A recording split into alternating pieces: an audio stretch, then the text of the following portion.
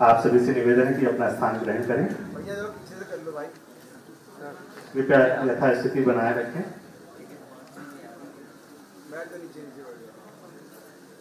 सबसे पहले मैं अतिथि को स्वागत करता हूँ स्टेज पे। मैं चाहता हूँ कि अब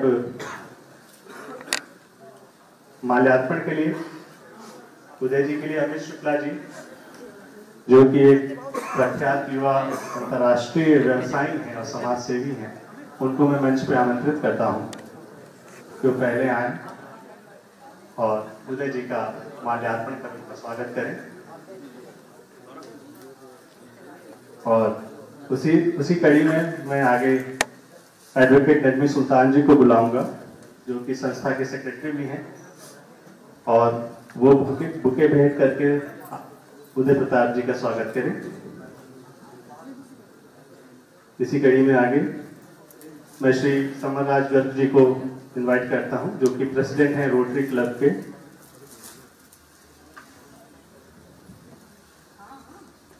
गवर्नर है रोटरी क्लब के।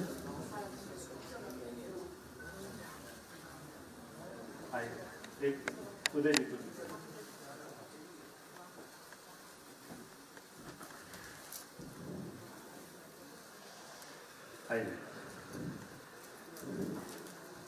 समरराज जी से निवेदन है कि वो स्टेज के पास आए और आप उदय जी को दुपट्टा भेंट करें। मैं श्री रामगोपाल सिंह जी से निवेदन करता हूं कि वो मंच पे आए। रामगोपाल सिंह जी वरिष्ठ समाज सेवी हैं और कांग्रेस के वरिष्ठ राजनेता भी हैं। साथ ही साथ वो उमा ट्रस्ट के थ्रू अपना कई महत्वपूर्ण योगदान दे रहे हैं समाज में। उनके स्कूल्स हैं, साथ ही साथ वो जिला परिषद में एक्टिव भूमिका में रहे हैं। मैं चाहूंगा कि वो उनको स्पेशली शॉल ओढ़ाएं।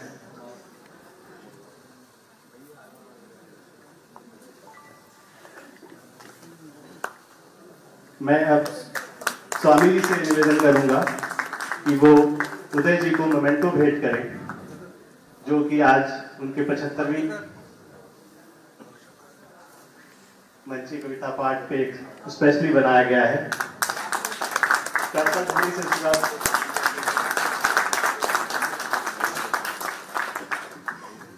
भैया टहलो मत यार आगे तुम।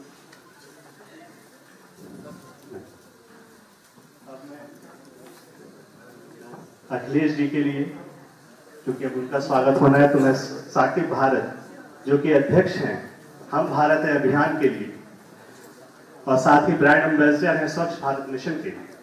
साकिब भारत, ये नाम आपको अजीब लगेगा, इसलिए अजीब लगेगा क्योंकि उन्होंने अपना सरनेम भारत रख दिया है। वो जाति पाति को छोड़ के उन्होंने भारत को अपनाया, जिससे कि देश में जातिवाद व्यवस्था को थोड़ा सा कम किया जाए और लोग इससे ऊपर उठ के समाज को देखें।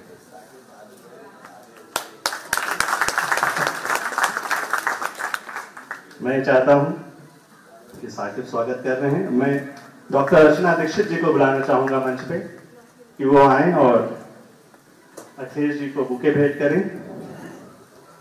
मुमताज भारत जी को मैं बुलाना चाहूंगा मंच पे, वो आए और अखिलेश जी को दुपट्टा भेंट करें। मुमताज भारत, इनके परिवार में एक लेगेसी चलती है डिजाइनिंग की, ये काशी से हैं। इनके परिवार में 7 राष्ट्रीय अवार्ड मिले हैं इनको डिजाइनिंग के लिए, तो एक लेगेसी है। मैं चाहता हूं मुमताज भारत मंच पे आए।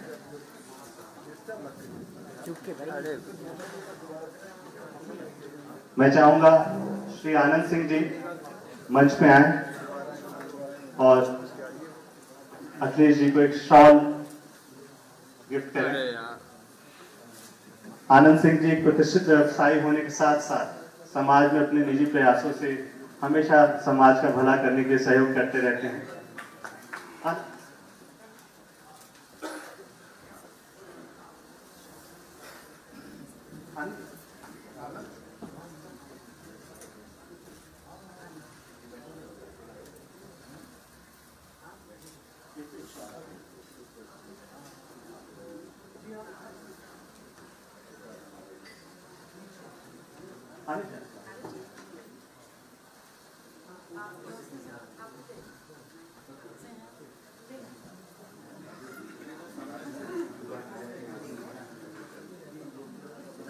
नहीं नहीं नहीं ये देखिए, ये प्रेम है। मैं चाहता हूँ, हमारे मंच पे दो आनंद जी हैं, तो मैं अब आनंद सिंह जी दूसरे जो हैं उनको मैं स्वागत करने के लिए बोलता हूँ। ये देखिए, ये अब मैं चाहता हूँ कि स्वामी जी आदरणीय श्री अखिलेश यादव जी को संस्था की तरफ से एक मोमेंटो प्रदान करके स्तुति चिन्ह जो एक याद है उदय जी के 75 वर्ष के होने को उनका स्वागत।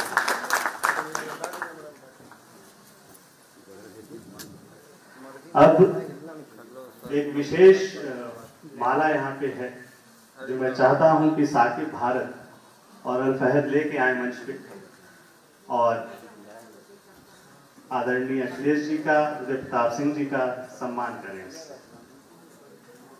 ये एक विशेष माला है।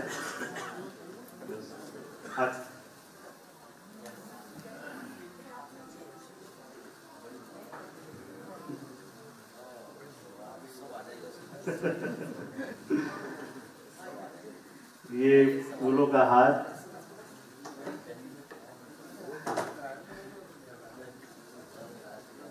ये देखिए। आइए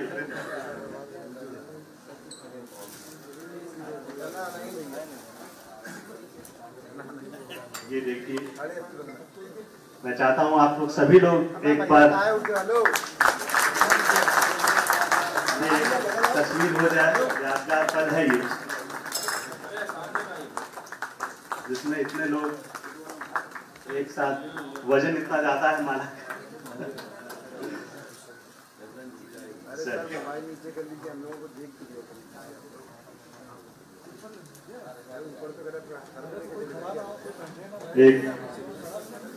एक और एक खास भेंट है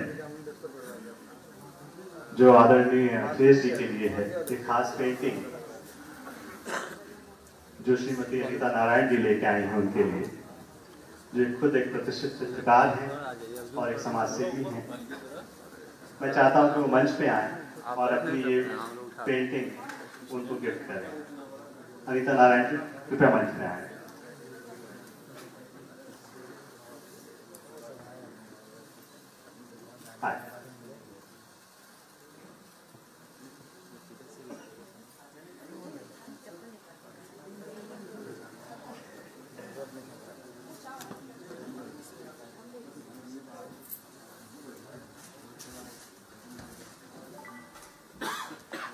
ये देखिए, चित्रकार, एक कलाकार अपनी कला का आप हाथ करें। ये देखिए, इसमें जो लाल रंग है, उदय हो रहा है सूर्य उसके पीछे से। अब मैं सबसे, अभी तक तो हम लोगों ने सम्मान किया है, लेकिन एक औपचारिक रूप से स्वागत भाषण जो होता है उसके लिए मैं स्वागत करना चाहूंगा डॉक्टर रतिशंकर त्रिपाठी जी का मंच पे, जो कि बाबा काशी विश्वनाथ के प्रतिष्ठित महान परिवार से आते हैं और साथ ही काशी विद्वत परंपरा की ख्याति को लेकर चलने वाले एक चित्रकार, एक कलाकार और एक विशुद्ध बनारसी ब्राह्मण, जो अदब के शहर में आपका स्वागत करने के लिए आपके समक्ष।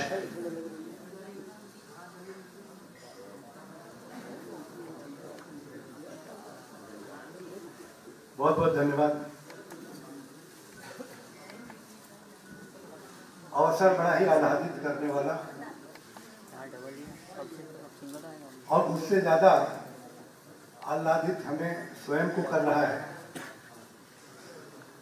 आज हिंदी दिवस है और आज हिंदी दिवस के दिन हिंदी के प्रख्यात लेखक, यहाँ पर लिखा हुआ है संस्कृति पुरुष, जो गलती से लेखक ने हमारे ख्याल से लिख दिया है।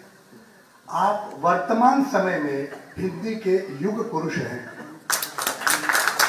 आपने युग बिता दिए और इतनी अच्छी भाषा जिसको हिंदी को पकड़ करके रखा, वह हिंदी जो हिंदुस्तान के मस्तक की बिंदी है। अगर एक छोटी सी बिंदी चिंता में हटा दी जाए तो वो चिंता बिंदी के हटते ही चिता बन जाती है। एक जीवन भर जलाती है और एक मृत्यु के बाद जलाती है। एक छोटी सी बिंदी हिंदी पर लग करके मस्तक पर सज जाती है। उस हिंदी की थाती को पकड़ करके हिंदी की भाषा में जिस व्यक्ति ने अपने जीवन का संपूर्ण न्यौछावर कर दिया, आज ऐसे महान व्यक्तित्व का स्वागत करने का हमें अवसर मिला है। हम अत्यंत आह्लादित होकर के आग्रह सादर पूर्वक आप सभी की तरफ से आदरणीय उदय प्रताप सिंह जी का बहुत ही हार्दिक स्वागत करते हैं।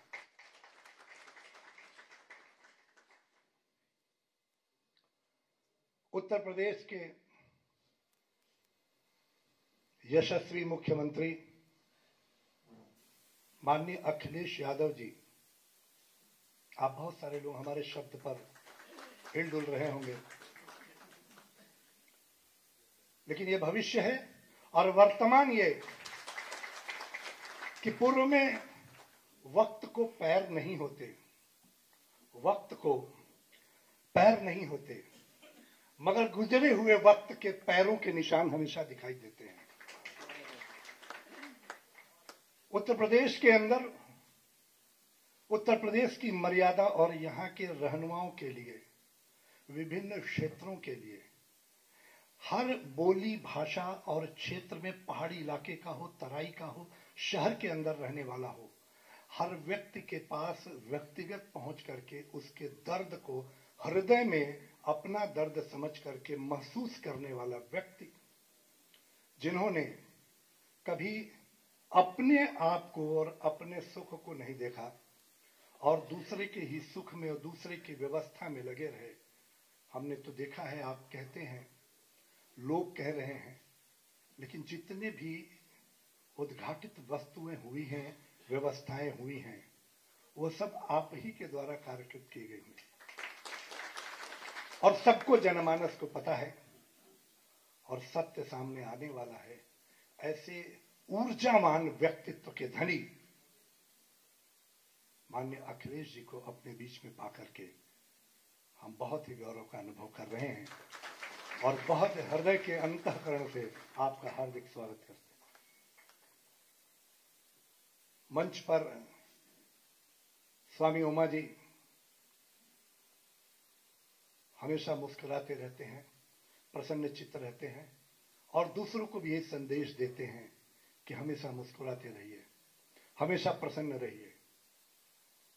आज जिस किताब का लोकार्पण है, विमोचन किया जाएगा, उसको माननीय उदय जी ने लिखा है, हिंदुस्तान सबका है। बहुत अच्छी लाइन है, रोमांचित कर देती है। न तेरा है न मेरा है, ये हिंदुस्तान सबका है। ये बात नहीं समझे तो इस नासमझी में नुकसान सबका है। आज समझ लेना है कि ये हिंदुस्तान सबका है, किसी एक का नहीं है।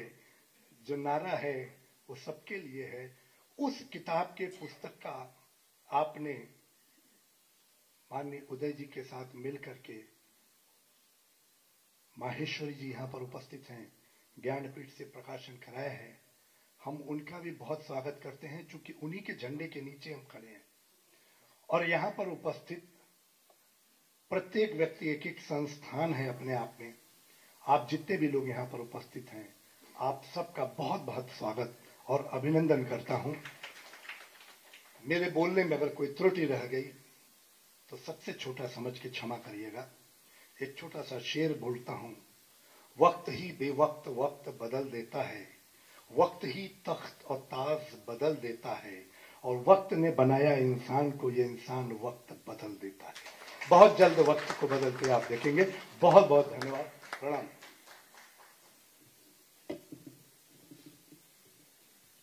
धन्यवाद रति जी। भाषा का ये सौंदर्य हम लोग देख रहे थे। अब जिस वजह से अंजुमन सजी है, अब उस वजह को हम लोग पूरा करेंगे। ये वर्ष है 75 वर्ष आदरणीय श्री उदय प्रताप जी के मंचीय काव्य पाठ का। अब उसी चीज को लेकर जो किताब आज हिंदुस्तान सबका है जिसका लोकार्पण होना है, जो कि भारतीय ज्ञानपीठ पब्लिश की है। हम चाहते हैं कि मंच पे उस पुस्तक को लेके आया जाए और मैं निवेदन करता हूं आदरणीय उदय प्रताप सिंह जी, अखिलेश यादव जी से और स्वामी जी से कि वो इस पुस्तक को विमोचन करें।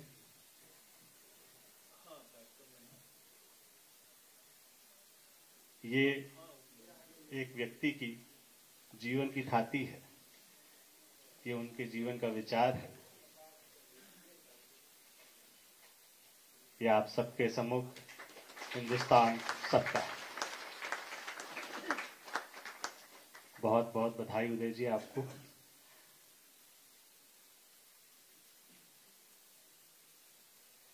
आप सबसे निवेदन है कि ये किताब हिंदुस्तान के घर घर में पहुंचनी चाहिए। अब इस विमोचन के बाद मैं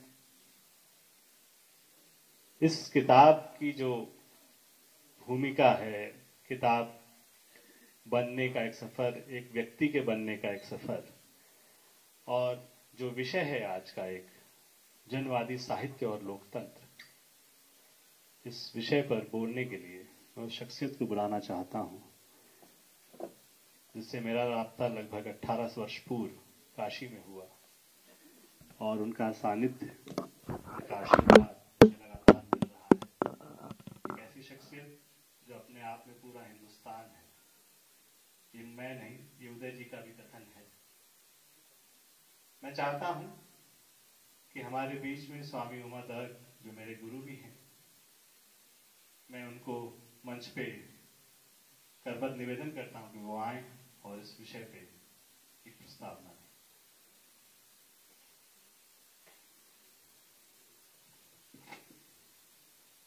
प्रणाम है आप सबको। इस मंच पर उपस्थित मेरे अत्यंत प्रिय और मेरे अत्यंत आदरणीय, पिछले 15 साल से इनकी हुकूमत है मेरे दिल पर, आदरणीय उदय प्रताप सिंह जी, प्रणाम है आपको। मैं प्रणाम करता हूं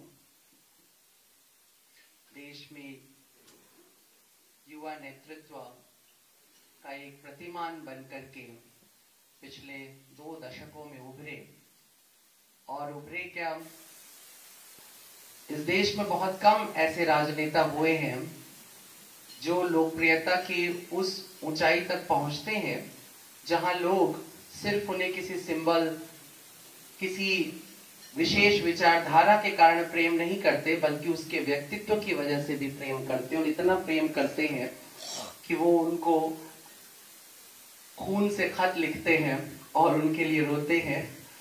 ऐसे माननीय श्री अखिलेश यादव जी को और साथ ही साथ आप सबको जो इस जगह उपस्थित हैं इस कार्यक्रम के लिए, जिसका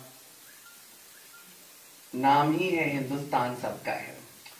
एक बात जरूर आप लोगों से मैं कहूंगा कि कम से कम मैं जानता हूं यहाँ ज्यादातर बुद्धिजीवी वर्ग के लोग हैं, चिंतक हैं, विचारक हैं, लेखक हैं, और देश के अलग अलग, दिल्ली से, बनारस से, लखनऊ से, इलाहाबाद से, गाजीपुर से, कई जगहों से लोग उपस्थित हुए, बंबई से उपस्थित हुए हैं। मगर मैं ये उम्मीद करता हूँ कि तालियां बजाना सबको आता होगा, तो कम से कम पुस्तक के लिए जैसी ताली चाहिए थी अब तक वैसी नहीं मिली है। ये एक सामान्य सी पुस्तक नहीं है, ये एक कवि के 75 वर्षों के जो उसकी जो एक यात्रा है, उसका जो संघर्ष है, उसका अर्क है, ये एसेंस है। इस जो होता है फूलों से निकाला जाता है निचोड़ करके, जो वो बड़ी मुश्किल से बनता है, तो ये कुछ इस तरह से ही है। उदय प्रताप जी ने भारत की आजादी मिलने के ठीक पहले मंच से आजादी और स्वतंत्रता के गीत गाने शुरू कर दिए थे। बड़ी छोटी सी उम्र थी। एक कवि जिसे आप अपने सामने देख रहे हैं, ये दिनकर का भी साथी है और कुमार विश्वास का भी साथी है। एक बहुत लंबी यात्रा है, बहुत मुश्किल से इतनी लंबी यात्रा और इतनी सफल यात्रा होती है। और इतनी बड़ी यात्रा आप केवल छोटी मोटी बौद्धिकता के बल पे नहीं कर सकते हैं, आपका हृदय भी कोई चीज होती है। बुद्धिजीवी कवियों से तो और बुद्धिजीवी लेखकों से, बुद्धिजीवी विचारकों से तो धरती अटी पड़ी है और एक तरह का वो सरदर्द है इस दुनिया के लिए। बहुत कम ही होते हैं जो वास्तविक कवि होते हैं और वो वही होते हैं जो हृदय जीवी होते हैं। उदय जी हृदय जीवी हैं, इनका हृदय बोलता है। अगर हृदय नहीं बोलता तो कोई ये कैसे कह सकता था न तेरा है न मेरा है, ये हिंदुस्तान सबका है, नहीं समझी गई ये बात तो नुकसान सबका है। किसी ने मुझे इस विमोचन की जब बात आई तो किसी ने मुझे फेसबुक पर आकर के लिखा कि नहीं, हिंदुस्तान सबका नहीं है। मैंने कहा यह समस्या आपकी नहीं है, उस नए प्रचलन की है, उस नए थियरी की है, उस नए हाइपोथेसिस की है जिसे हिंदुस्तान में धीरे धीरे 100 सालों में इम्प्लांट किया गया है। और ये बताने की कोशिश की गई है कि वो देश जो कहता था वसुधैव कुटुंबकम, अब वो इतना संकीर्ण हो रहा है कि कह रहा है हिंदुस्तान सबका नहीं है। हमें समझना होगा कि पूरी दुनिया की संस्कृति में केवल भारत के पास ये साहस रहा है कि उसने सबका स्वागत किया है। वो कभी डरा नहीं है, उसको भय नहीं लगा है। बाकी सभी संस्कृतियां सहम जाती थी छुई मुई की तरफ, लेकिन भारत ने गुलाब की तरह उठ करके, खिल करके सबका स्वागत किया है, किसी के लिए रुका नहीं है। हम सब जानते हैं कि भारतीय संस्कृति में जो सबसे पूजनीय या सबसे प्रिय जो फूल है वो कमल है। यद्यपि होता यह है कि लोग कई बार बहुत सुंदर प्रतीकों का बहुत ही स्वार्थपूर्ण प्रयोग कर लेते हैं, लेकिन भारतीय प्रतीक तो कमल रहा है। और वो सिर्फ इसलिए रहा है कि वह कीचड़ के भीतर भी सौंदर्य ढूंढ करके खिलता है। यहां तो उल्टी स्थिति हो गई, कमल के साथ एक दुर्घटना घटती है। वो कीचड़ से निकलता है और खिलता है जब तक वो सूर्य की तरफ देखता है, जब तक उसकी नजर ऊंचाई की तरफ होती है। लेकिन अगर उसी कमल को अलग कर दो, गुलदान में रख लो, किसी किताब में गुलाब की तरह सहेजना चाहोगे तो कुछ दिनों के बाद कीचड़ ही कीचड़ निकलेगा। ये भी एक बात होती है। तो जिन लोगों ने कमल को बपौती की तरह समझने की कोशिश कर ली है, याद रखिएगा इतिहास में वो कीचड़ छोड़ करके जाएंगे और कुछ भी नहीं। ये बहुत महत्वपूर्ण बात है कि उदय प्रताप सिंह ने अपने जीवन में जो काव्य यात्रा की है वो जीवन से जुड़ करके की है। भारत में जनवादी साहित्य नई कविता के आसपास शुरू होता है। आप मान के चलिए कि 46 के आसपास इसकी शुरुआत हो जाती है, 54 में नई कविता आ जाती है। यहाँ आनंद सिंह जी बैठे आलोचक, बाद में मेरी आलोचना करेंगे। लेकिन जहां तक मुझे लगता है कि 67 के आसपास प्रगतिशील जो जनवादी कविता है इसका एक बड़ा उदय होता है। लेकिन वास्तव में इसका विस्तार 75 के बाद होता है, जब आपातकाल लग जाता है। आपातकाल लग जाने के बाद वो एक स्वप्न जो भारतीयों का है वो टूट जाता है, बिखर जाता है। एक ऐसा समय जब साहित्यकारों को और सोचने वालों को यह लगा कि हमने किसके लिए स्वतंत्रता मांगी थी, कौन सी स्वतंत्रता मांगी थी, हमारे मतदान किसके लिए थे, हम वोट क्यों डालते हैं। हम क्या वोट इसलिए डालते हैं ताकि हमने जिसको वोट डाला है उसका झंडा हम उठाए अपने सर पे घूमते रहे और एक दिन वो कफन की तरह हमारे बदन पर लिपट जाए, या हम वोट इसलिए डालते हैं कि हमने जिसका झंडा उठाया था वो हमारा पैराहन बने, हमारा दामन बने, हमारे ऊपर एक शरणस्थली बने। ये बात बहुत महत्वपूर्ण थी।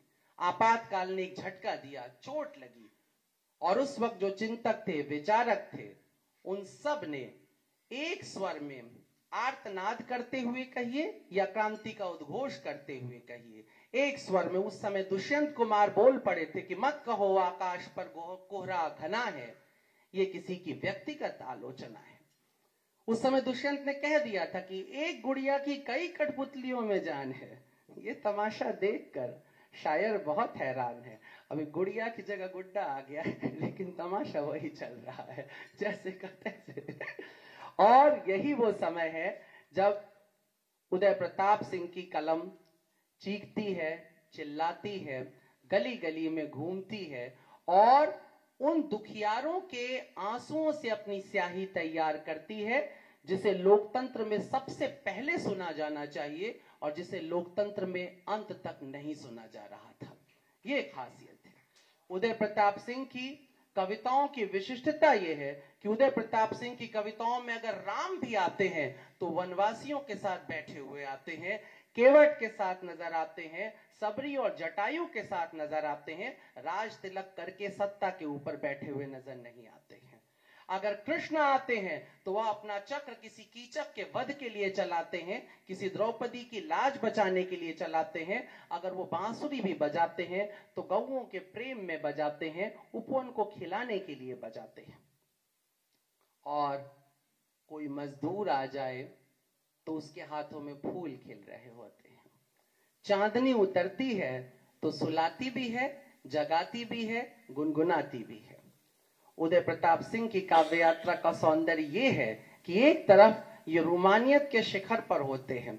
अगर आप इनकी गजलों को सुने और उसमें गजल जब आप देखेंगे तो बाकायदा गजल ही होगी, लेकिन उस गजल के भीतर वो फैज के अंदाज में कि मुझसे पहली से मोहब्बत मेरे महबूब न मांग, वो वाली बात आपको उदय प्रताप जी की कविता में सुनाई देता है। और भी गम है जमाने में मोहब्बत के सिवा, राहतें और भी हैं वस्ल की राहत के सिवा, मुझसे पहली से मोहब्बत मेरी महबूब न मांग। मैंने चाहा था कि तू है, मैंने सोचा था कि तू है तो दरख्शां है हयात, तेरा गम है तो गमे दहर का झगड़ा क्या है, तेरे होने से है आंखों में बहारों के सबात, तेरी आंखों के सिवा दुनिया में रखा क्या है।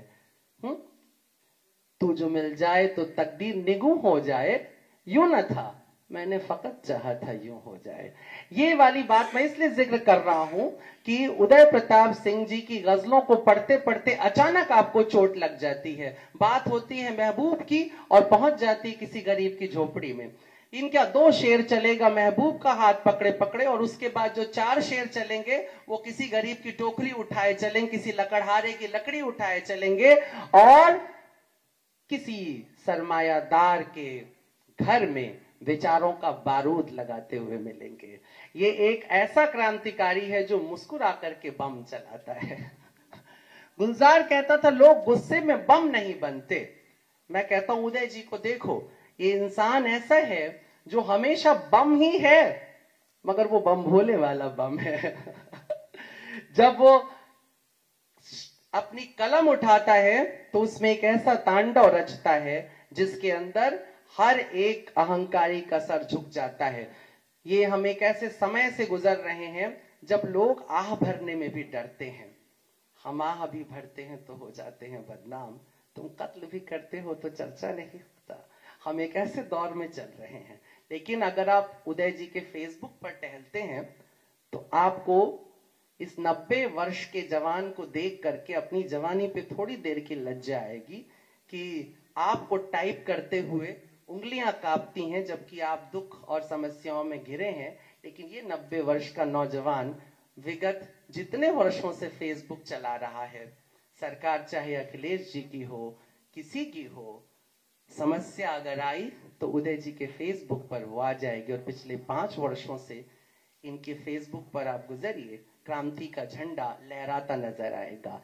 लाल झंडा क्रांति का प्रतीक है और भारत में वैदिक काल से लाल रंग ही हमेशा शुभ और वैदिक रूप से क्रांति करने के लिए माना गया है। मैं इसको दोहरा दूं, योद्धा लाल रंग का झंडा लेकर के निकला करते थे, भगवा झंडे के साथ तो कुछ एक शताब्दियों के पीछे से ही आना शुरू किए हैं। उसके पहले तक हमेशा भारत ने लाल झंडा उठाया है। ये रक्त का प्रतीक है और इस 90 वर्ष के नौजवान के शरीर में रक्त दौड़ता है पूरी तरह से शरार बनकर। गालिब ने कहा था, गालिब का एक शेर है, लहू क्या है वो, हाँ, जब आंखी से न टपका तो फिर लहू क्या है, रगों में दौड़ने फिरने के हम नहीं कायल, जब आंखी से न टपका तो फिर लहू क्या है। आप सुनिए जरा सा, बड़ा अच्छा याद दिला दिया आपने। इसलिए मैं कह रहा हूं लोग ये ना समझ लें कि मैं किसी के खिलाफ बोल रहा हूं, क्योंकि मत कहो आकाश में कोहरा गाना है, लेकिन बड़ा अच्छा है, कितना मौके का शेर है ये पूरी गजल की। हर एक बात पे कहते हो तुम कि तू क्या है, तुम ही कहो कि ये अंदाज़े गुफ्तगू क्या है। ये अंदाज चल रहा है इस वक्त देश में, और ऐसे में मैं कह रहा हूं कि उदय प्रताप सिंह जी की कविताओं में, इनकी लेखनी में, छोटी छोटी कुंडलियों में जो लिखते हैं उसके अंदर आप देखिए छोटे छोटे से दोहों में वो लहू टपक करके कलम से बाहर आता है। और यकीन करिए उदय प्रताप जी एक बहुत ही आरामदेह, आनंद की और सुकून की जिंदगी जीते हैं, बड़े आराम से, लेकिन एक क्षण का इनको आराम नहीं है। इस अवस्था में भी वो लगातार बेचैन है, संघर्षरत हैं, जो पिछड़े हुए हैं, जो अब तक वहां नहीं पहुंचे जहां होना चाहिए, ये गरीब के लिए रो रहे हैं। ये हर एक उस दुखियारे के साथ है जिसे इस देश में दुखियारा नहीं होना चाहिए। इसलिए मैंने इस पुस्तक की भूमिका लिखने का जो मुझे सौभाग्य मिला, उस भूमिका में मैंने ये बात कही है कि यूं तो हर एक कवि चाहता है कि उसकी कविताएं कालजयी हो जाएं, लेकिन एक वास्तविक जनवादी कवि जैसा कि उदय प्रताप सिंह हैं, कवि धूमिल रहे हैं, नागार्जुन रहे हैं, मुक्तिबोध, ये सब कभी नहीं चाहते हैं कि इनकी कविताएं कालातीत हो।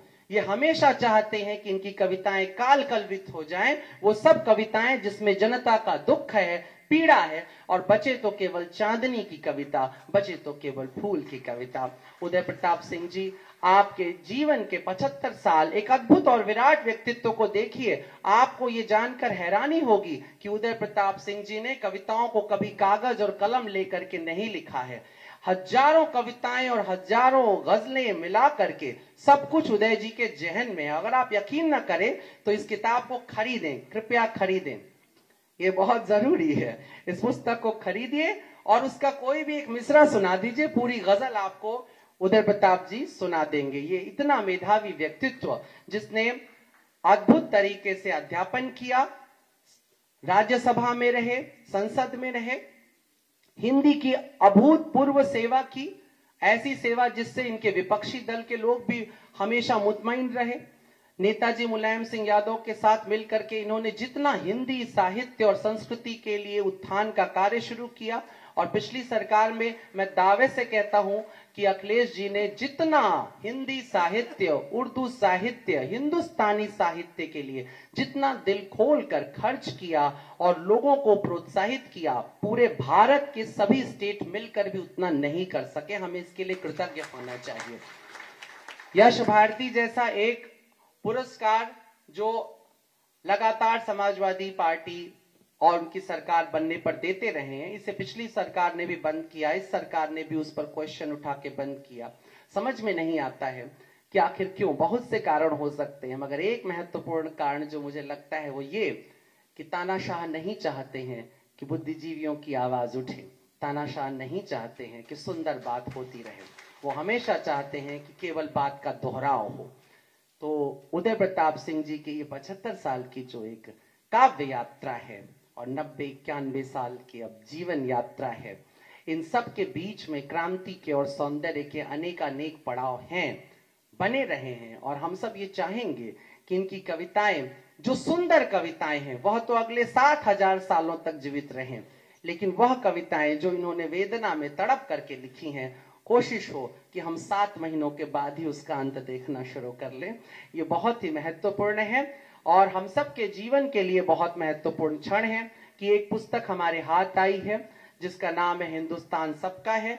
और मैं विशेष करके सभी से कहूंगा, और मैं अखिलेश जी से विशेष रूप से ये प्रार्थना करता हूं कि आप इस पुस्तक के लिए जरूर ट्वीट भी करें, लिखें भी, और अपने दल के प्रत्येक जो नए जुड़ रहे हैं उनको कहिए कि वो पुस्तक पढ़ें। इसे समाजवादी पार्टी के दास कैपिटल की तरह रखिए, क्योंकि समाजवाद एक थोथा शब्द नहीं है, ये संवेदनाओं से पैदा होता है। अगर आपके हृदय में कोमलता नहीं है, संवेदना नहीं है, निरअहंकारिता नहीं है, तो समाजवाद का जन्म नहीं हो सकता।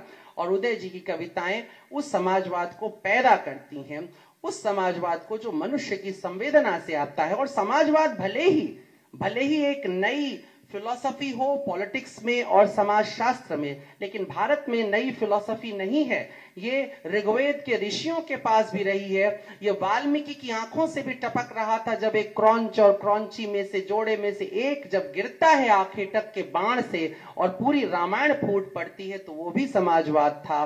जब गीता में कृष्ण खड़े होकर के कहते हैं कि तुम्हें अन्याय के विरुद्ध लड़ना है, स्वयं के लिए नहीं, तब भी समाजवाद था। महाभारत समाजवाद से बनी है, रामायण समाजवाद से बनी है।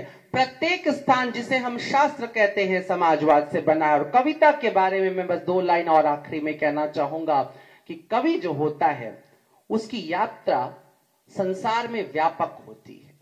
जो कवि आंतरिक यात्रा पर निकल जाता है, भीतर के संसार की यात्रा पर निकल जाता है, वो शास्त्र रचता है। और जो कवि बाहर के संसार की यात्रा पर निकलता है, वो शस्त्र रचता है। एक ऐसा शस्त्र जो प्रत्येक सामाजिक बुराई को काट कर, जलाकर और उखाड़ कर फेंक दे। और ऐसा ही एक शस्त्र है उदय प्रताप जी की कविताओं का संग्रह हिंदुस्तान सबका है। मैं चाहूंगा ये हिंदुस्तान सबका है सारे हिंदुस्तान में हो, सबके हाथ में हो। आप सभी से पढ़ें और वो हिंदुस्तान बनाएं जिसकी परिकल्पना करते हुए और जिसके इतिहास की गाथा को समेटते हुए कहते हैं उदय जी कि यहाँ पर मिल गई नदियां वो दिखलाई नहीं देती, महासागर बनाने में मगर एहसान सबका है। न तेरा है न मेरा है, ये हिंदुस्तान सबका है। नहीं समझी गई ये बात तो नुकसान सबका है। प्रणाम। धन्यवाद स्वामी जी। हम अभी सब, मुझे लगता है, यहाँ अभिभूत हुए और एक ऐसी शख्सियत के बारे में इतने सारगर्भित तरीके से जान पाए कि उनकी जीवन यात्रा क्या थी। अब मैं मुख्य वक्तव्य के लिए माननीय श्री अखिलेश यादव जी, जो राष्ट्रीय अध्यक्ष हैं समाजवादी पार्टी के, उनको इनवाइट करता हूं मंच पे कि वो आए और अपना वक्तव्य दें।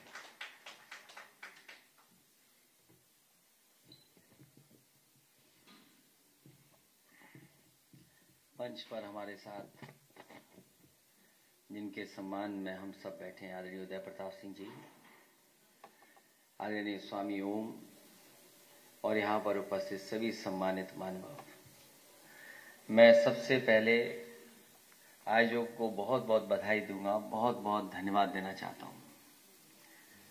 मैं अभी भाषण सुन रहा था, आदरणीय उदय प्रताप सिंह जी की कविताओं के बारे में बहुत विस्तार से आपने बात रखी। मुझे याद है कि जब कभी भी हम लोगों को मौका मिला है और कभी भी पार्टी से संबंधित अगर जानकारी हासिल करनी है तो सबसे पहले मैं आदरणीय उदय प्रताप सिंह जी को ही खोजता था, उन्हीं से फोन करके पूछता था। मैंने आदरणीय उदय प्रताप सिंह जी को बचपन से देखा है और बचपन से मैंने ये भी देखा है कि पार्टी हो या समाज के लिए या कोई बड़ा काम हो, उसके लिए हमेशा उन्होंने राय दी है, मशवरा दिया है और कोशिश की है कि सबको जोड़ करके ही चला जाए।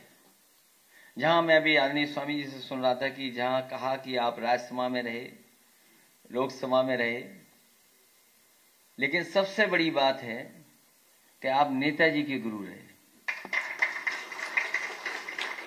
और जो नेताजी का गुरु है, जिन्होंने पढ़ाया हो, उनके बारे में और उनके कविताओं के बारे में न केवल हम लोग महसूस करते हैं, बल्कि जितने भी हमारे हिंदी से जुड़े लोग हैं वो ये मानते हैं कि हिंदी को आगे बढ़ाने के लिए, भारतीय संस्कृति की जानकारी को लेकर के, और जितनी हिंदी की सेवा आपने की है, शायद ही कम लोग होंगे जिन्होंने हिंदी की इतनी सेवा की होगी। मुझे याद है समाजवादी सरकार थी, उस समय आप हिंदी का बहुत बड़ा काम कर रहे थे और मुझे ये भी याद है कि जब कभी भी इन्होंने किसी बात को कहा होगा, सरकार में कभी हम लोगों ने उसको रोका नहीं है। अगर बजट बढ़ाने को कहा, पुरस्कार बढ़ाने को कहा और बड़ी संख्या में कवियों को पुरस्कृत करने के लिए कहा, सम्मान देने के लिए, तो उस समय भी इनकी हर बात मानी गई। यहां शायद ही लोग जानते हो कि जिस समय मुख्यमंत्री कार्यालय बन रहा था, ये जो नया मुख्यमंत्री कार्यालय बना है, जिसके सामने से आप निकलते होंगे तो पाते होंगे कि इससे अच्छी बिल्डिंग आपको दिखाई नहीं देती होगी आसपास। जिस समय बन रहा था और आर्किटेक्ट से मेरी चर्चा हो रही थी, तो मैंने कहा कि ये बिल्डिंग ऐसी बने कि विधानसभा जैसी दिखे, और आज के समय पर अगर बन रही है तो जो लोग इसको देख करके जाएं तो वो ये कहें कि हाँ, ये विधानसभा के बराबर तो है ही, लेकिन अगर ठीक से देखते हैं तो विधानसभा से भी सुंदर वो बिल्डिंग दिखती है।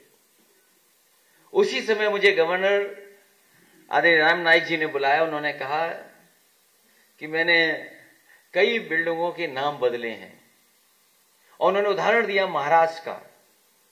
महाराष्ट्र में जिसमें मुख्यमंत्री बैठते थे उसका नाम कुछ और हुआ करता था, लेकिन उस समय के गवर्नर, उन्हीं का प्रयास रहा, जब वो महाराष्ट्र में थे तो उन्होंने उसके जो कार्यालय था उसका नाम ही मंत्रालय कराया।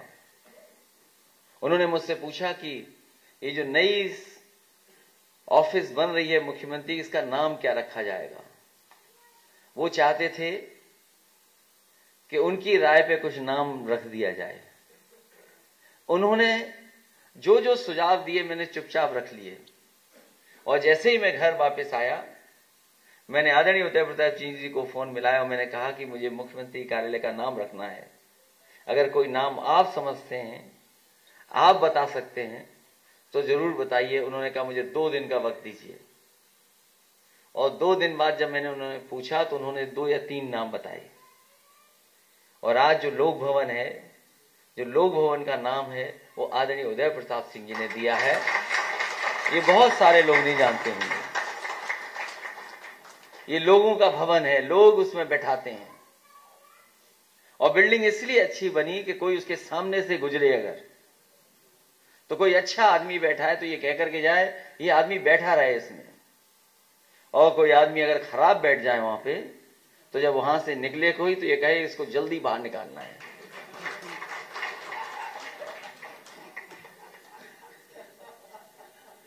मुझे याद है कि समाजवादी पार्टी का गाना, जो समाजवादी झंडा है, आप ही ने लिखा है। नेताजी ने आपसे ही लिखवाया। वो आज भी समाजवादी लोग उस गाने को गाते हैं, सुनते हैं, और सम्मान से जब कभी भी गाना बजता है तो हम लोग खड़े हो जाते हैं।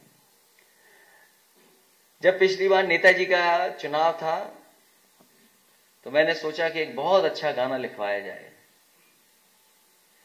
और उसके लिए मैं आदरणीय उदय प्रताप सिंह जी के पास गया, भेजा मैंने कि कोई गाना ऐसा लिखिए जो लगे कि हाँ वो नेताजी का गाना है।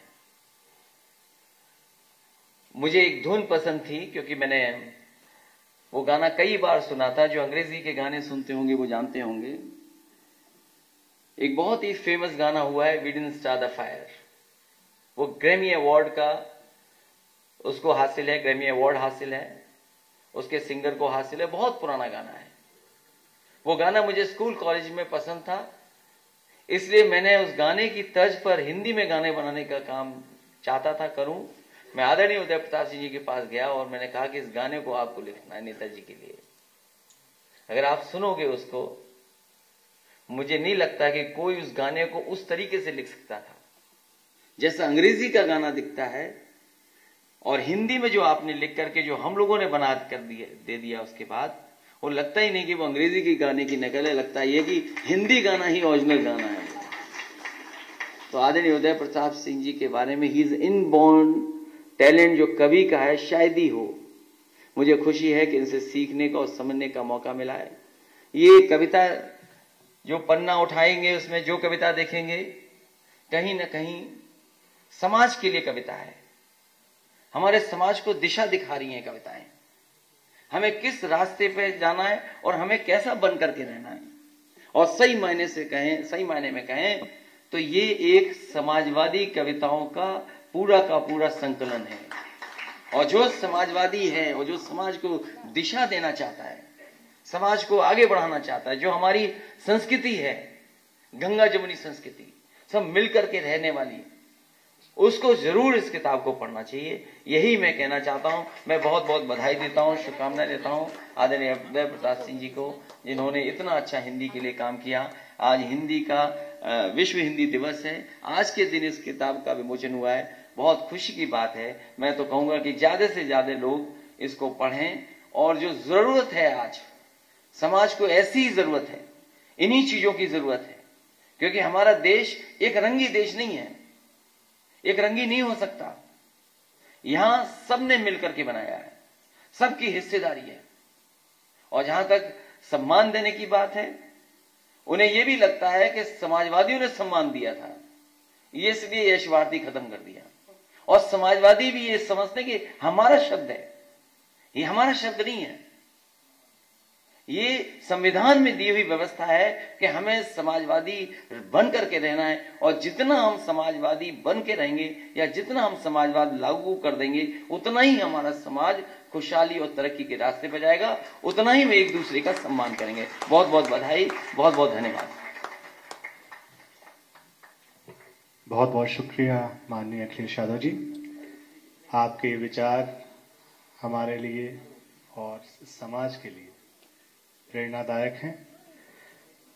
अब मैं चाहता हूं, जिस शख्स के लिए पूरी अंजुमन है, उनके अपने क्या उद्गार हैं, उनके क्या भाव हैं, वो भी प्रकट हों हम सबके सामने।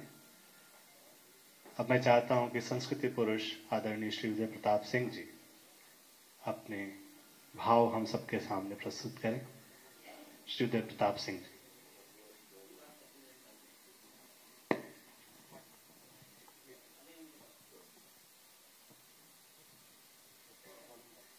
आदरणीय अखिलेश जी, आदरणीय उमा जी, और सामने ये तो अंधेरे में दिखाई पड़ रहा है, राजन जी दिखाई पड़ रहे हैं, मैं उनको प्रणाम करता हूँ। और सब लोगों को जो भी हैं उपस्थित हैं, उन सबका स्वागत करता हूँ, उनका हृदय से धन्यवाद देता हूँ कि उन्होंने हमारे इस पुस्तक के विमोचन के लिए कष्ट किया। सबसे ज़्यादा मैं आभारी हूँ ज्ञानपीठ का और उमा जी की संस्था उमा दी अक्का, कि उन्होंने इतना सुंदर भव्य, जिसकी हम कल्पना भी नहीं। हमें हमारे जिंदगी में बहुत से सम्मान हुए हैं, लेकिन इस सम्मान में एक ख़ास बात यह है कि इसमें मैं सिर्फ मेहमान की तरह आया हूँ। और मुझे ये पता नहीं था कि मैं आपके आने से 2-4 मिनट पहले आया हूँ। मुझे पता था कि आप बिल्कुल समय पे आएंगे आज, इसलिए क्योंकि अखिलेश जी को आज बहुत काम करने हैं, मुझे पता है, और कई व्यवस्थाएं थी, पर मैं जानता था कि जो परंपरा नेताजी की थी कि चाहे वो कहीं लेट हो जाए, किसी साहित्यिक कार्यक्रम में लेट नहीं होते। क्या तो उनका आना लगभग निश्चित था और वो आए निश्चित समय पे। मैं इसके लिए आपका बहुत आभारी हूँ। उमा जी का बहुत आभारी हूँ कि उन्होंने इतना जो वक्तव्य दिया, तो उससे मुझे पता चला कि तो मुझे शीशा देखना चाहिए कि ये सब बातें मुझ में हैं कि नहीं है। दूसरी बात यह है कि मैं अरुण महेश्वरी जी का भी बहुत धन्यवाद करता हूँ कि उन्होंने इस किताब को, ईमानदारी की बात यह है कि मेरा कोई योगदान नहीं है, उनका जो उनको कविताएं पसंद आई या उमा जी को पसंद आई, वो उन्होंने सब छाप दी हैं। और वो कविताएं वो हैं, जब मैंने पढ़ा उसे, कि जो मुझे बहुत पसंद है। और मैं अब इससे ज़्यादा कुछ कह नहीं सकता। कविता मैं ज़रूर सुना सकता हूँ। मैं आपको 1-2 ज़्यादा देर नहीं, क्योंकि मैं जानता हूँ कि अखिलेश जी का समय बहुत कीमती है और मैं उसे नहीं करना, लेकिन मैंने समय के अनुकूल कविता लिखी। स्वागत मैं ये कहना चाहता हूँ कि अगर समय मैंने, हमारी सरकार भी रही होगी, यानी सफाई के मंच पर अगर आदमी ये कविता पढ़ सकता है कि और जबकि सामने सब हमारे ही लोग बैठे थे, हमारी पार्टी के बड़े नेता बैठे थे, अखिलेश जी कोई उस समय बहुत छोटे रहे होंगे। और ये बात है तो पहली बार दूसरी बार जब नेताजी मुख्यमंत्री बने हैं तो मैंने कविता पढ़ी थी कि चमन में कांटों की बदतमीजी का हाल ये है कि कुछ न पूछो, हमारी मानो तुम्हारे ढंग से ये बागबानी नहीं चलेगी।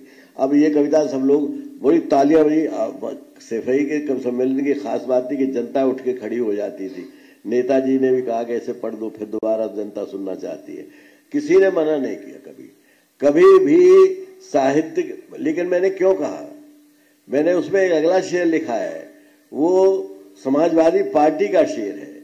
ये है कि किसी की धरती, किसी की, अभी जो किसान आंदोलन हुआ है उसको सबको समयबद्ध कर दो, सबको संकलित कर दो, तो ये शेर बनेगा कि किसी की धरती, किसी की खेती, किसी की मेहनत, फसल किसी की, जो बाबा आदम से चल रही है वो बेईमानी नहीं चलेगी। ये परिवर्तन समाजवाद ही ला सकता है।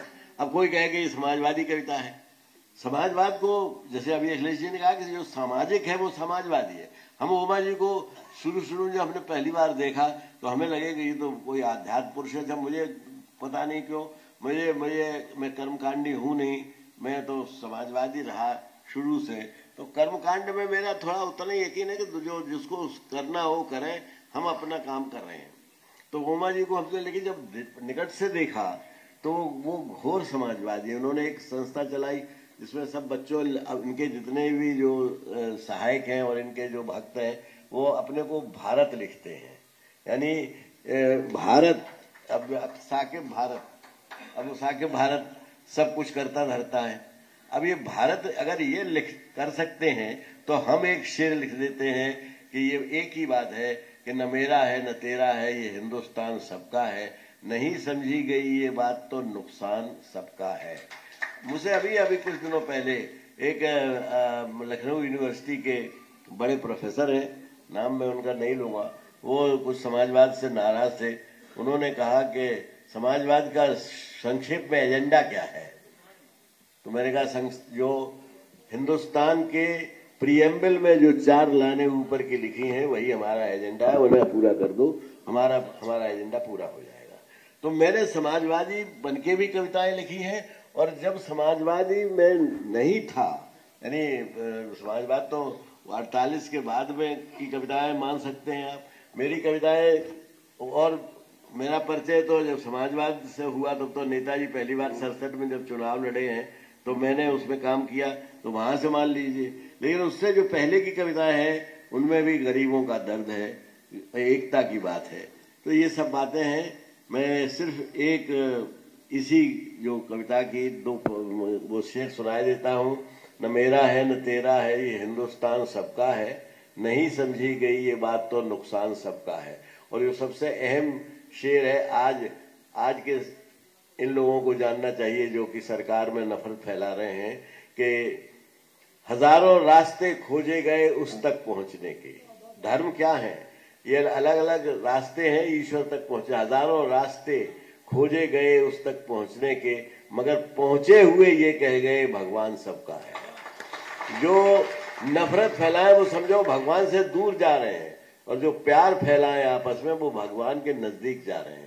याद रखिए, तो जो नफरत फैला रहे हैं वो दूर जा रहे हैं। अगला शेर मैंने लिखा कि हिंदुस्तान की ये तहजीब ये है कि अगर 5 बड़े फिल्मी भजन, आप भजन सेलेक्ट कर लो 5 बड़े, तो वो ज्यादातर लिखे होंगे साहिर ने और गाए होंगे रफी ने और शकील बदायूं के होंगे, और उन्हें उनका म्यूजिक नौशाद का म्यूजिक होगा। अब वो अच्छा, एक कमाल ये है कि हमारे बगल में एक बड़े संगीतज्ञ रहते हैं।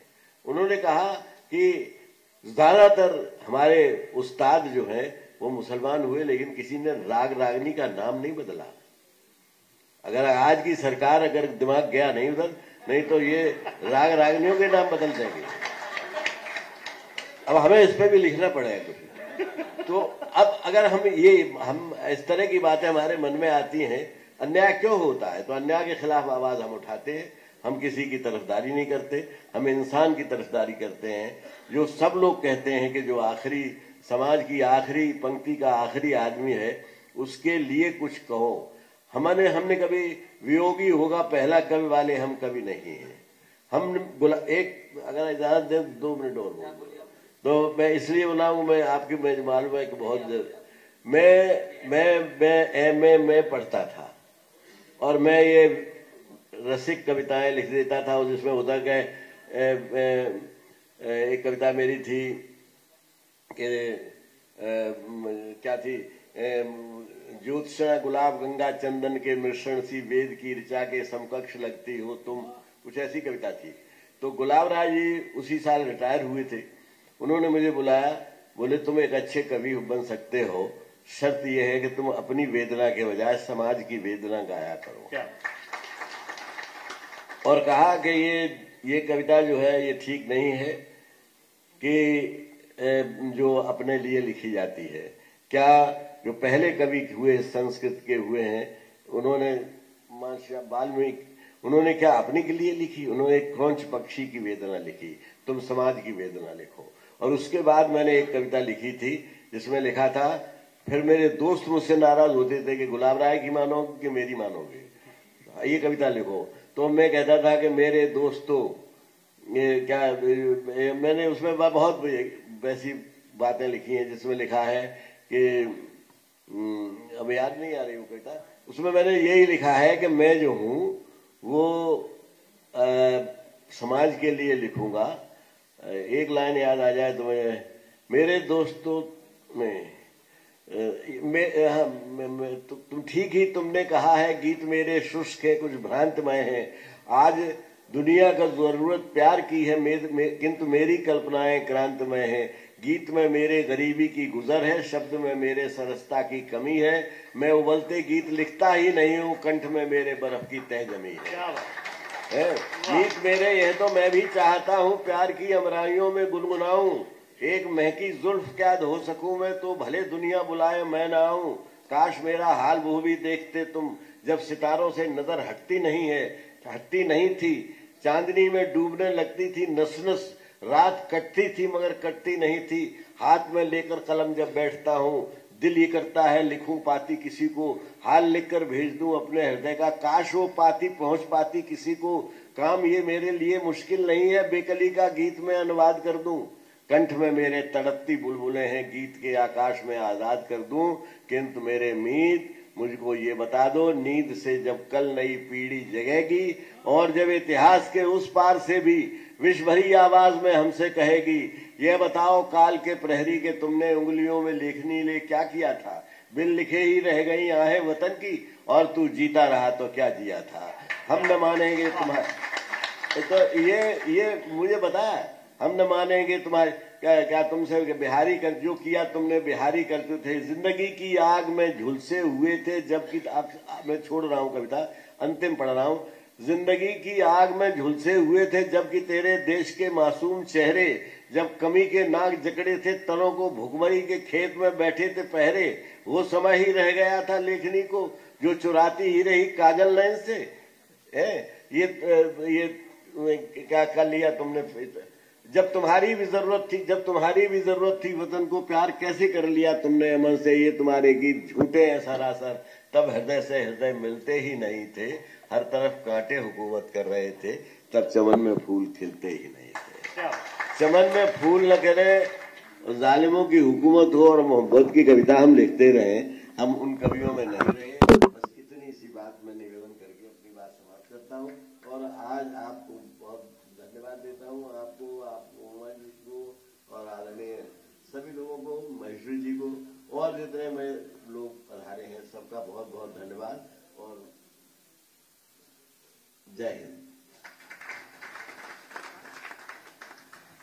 बहुत बहुत धन्यवाद आदरणीय श्री उदय प्रताप सिंह जी।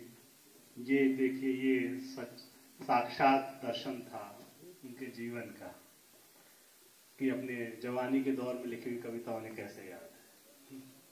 खैर, अब बस 5 मिनट और, अब हम चाहते हैं कि जो इस कार्यक्रम को जिन लोगों ने अपने विशेष सहयोग किया है, जो लगे रहे दिन रात इस कोरोना काल में हर चीज को आयोजित करने में, उन सबको हम माननीय श्री अखिलेश यादव जी के हाथों से एक स्मृति चिन्ह दिलवाना चाहते हैं। सबसे पहले मैं बुलाना चाहूँगा श्री समरराज गर्ग जी को, जो कि गवर्नर हैं रोटरी के। कृपया मंच में आएं और अपना मोमेंटो श्री अखिलेश यादव जी से ग्रहण करें। समरराज जी, कृपया अगर आप मेरी आवाज़ सुन पा रहे हैं तो मंच में आएं। अच्छा, अगर आगे मैं चाहता हूं कि आनंद सिंह जी आप आए। आइए समझ जी, आगे आए।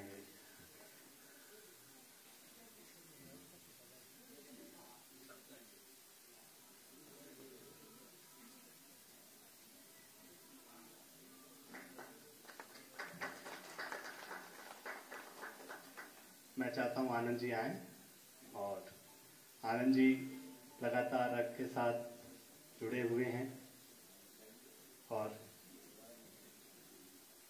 मैं चाहता हूं श्री मोहित अग्रवाल जी मंच पे आए और उनसे सम्मान ग्रहण करें। डॉक्टर अर्चना दीक्षित जी कृपया मंच पे आए। अर्चना जी लगातार रक्त के साथ जुड़ी रहती हैं और लखनऊ के सारे कार्यक्रम उन्हीं के जिम्मे रहते हैं।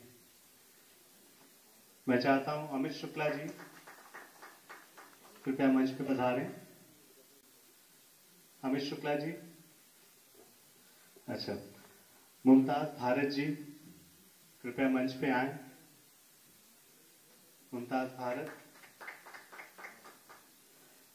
नजमी सुल्तान जी, जो कि सेक्रेटरी हैं संस्था की, वो भी आए और मंच पर ग्रहण करें। आइए, हमारे बीच में मुमताज भाई भी आ गए हैं।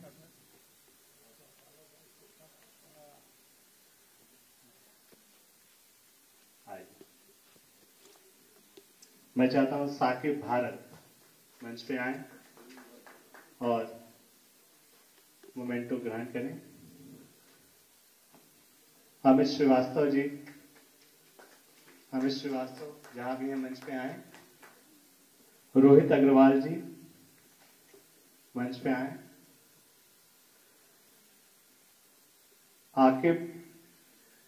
आकिब का एक सपना है जो आज पूरा हो रहा है। आकिब लगातार संस्था के साथ जुड़े हुए हैं।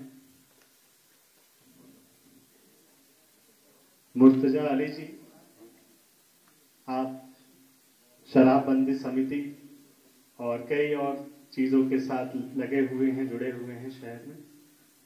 मैं चाहता हूं उनको भी सम्मान हो।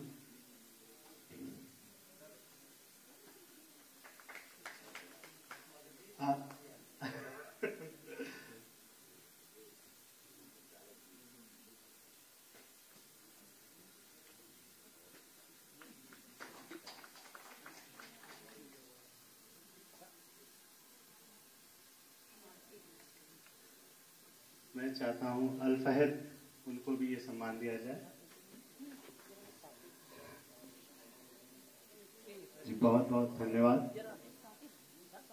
एक विशेष यहाँ पे है, टीम लखनऊ एक यहाँ पर उपस्थित है, जो लगातार कोरोना काल में और कई और एक चाहते हैं, मैं चाहता हूँ कि वो आ जाए मंच पे। उनकी जो टीम है वो एक बार आके एक फोटो सेशन वो चाहते हैं यहाँ पे। आप लगातार पूरे प्रदेश में एक्टिव रहे हैं, और तुरंत आ जाइए, तुरंत 1 मिनट के लिए बस। और इसके बाद मैं अमित शुक्ला जी को निवेदन करता हूँ कि वो तैयार रहें और इस कार्यक्रम की आखिरी कड़ी धन्यवाद ज्ञापित करना है, उस पे वो।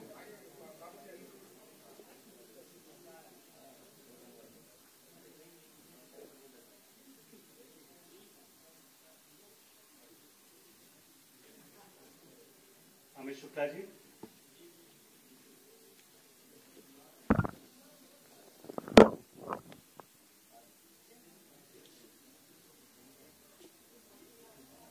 कृपया आप सबसे निवेदन है कि अगर फोटो सेशन हो गया है तो मंच खाली कर दें। आइए, आइए।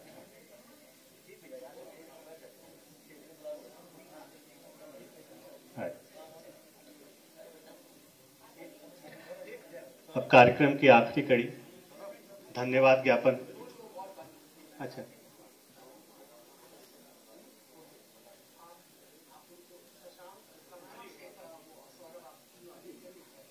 सौरभ और शशांक जी अगर हैं तो आ जाए मंच पे, एक तस्वीर उनकी हो जाए। सौरभ जी आए। आप लोग वो युवा हैं जो देश में अपने अपने लेवल पे काम कर रहे हैं। सौरभ ने विकलांगों के लिए कोरोना में बहुत इंपॉर्टेंट रोल प्ले किया है। उनके लिए सुप्रीम कोर्ट से नया ऑर्डर पास करवाया उनकी सहायता के लिए। खैर, अब हम अमित शुक्ला जी को बुलाना चाहते हैं, मंच पे आए और कार्यक्रम का धन्यवाद ज्ञापन करें।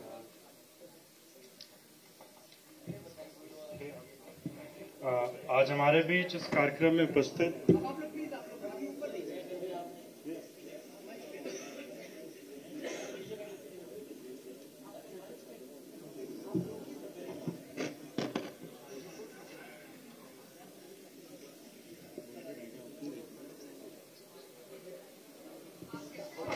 सभी से निवेदन है कि स्टेज से हट जाए, सभी से निवेदन है कि स्टेज से नीचे उतर जाए।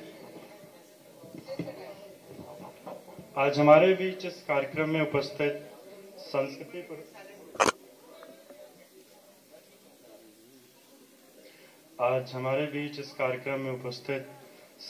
पुरुष आदरणीय श्री उदय प्रताप सिंह जी, युवा जननायक और समाजवादी